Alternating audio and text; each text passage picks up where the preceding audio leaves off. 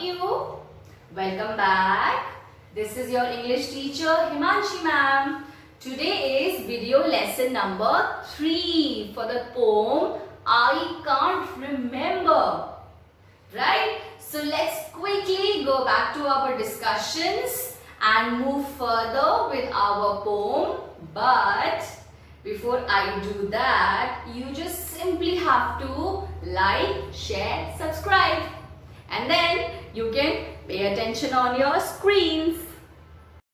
Class 8 English Course Book Chapter 7 Poem I Can't Remember. Poet is anonymous. Please note down all the details in your fair registers. So students, let's continue with the explanation of the poem.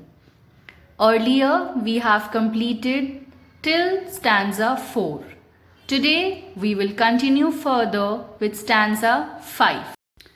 Now the speaker tells us that during the night time, when she is in her bed while wearing her nightcap, she starts wondering whether she is going to sleep or has just woken up.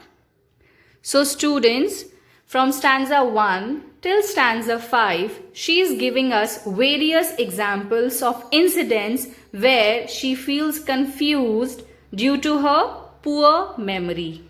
So in the night time, she wears a nightcap. It is like a cloth cap which is part of your night dress. You wear it on your head. She tells us that most of the time she feels so confused that she doesn't remember whether she has to go to sleep or if it's in the morning and she has woken up from her sleep.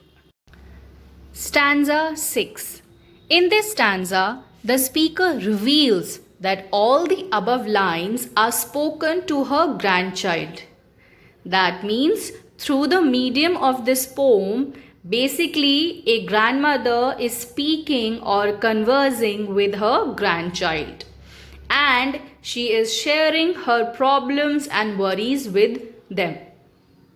She says to her grandchild that if it is my turn to write a letter to you and you have not received it, then please don't mind. Actually, her weak memory doesn't allow her to remember whether it's her turn to write or not. So everyone, through this stanza, we get to know that a grandmother and her grandchild have this relationship of exchanging letters.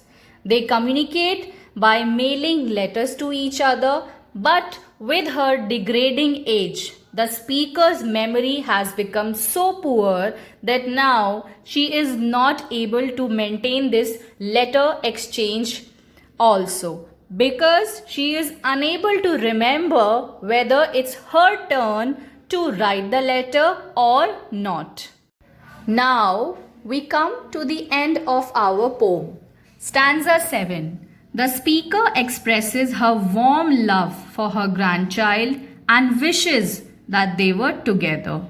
Then she says it's time to say goodbye. Stanza 8.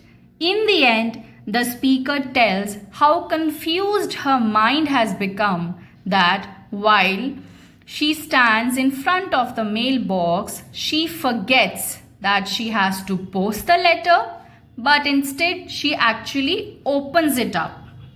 In the end, we can figure out that our speaker is an old lady who has got the problem of memory loss.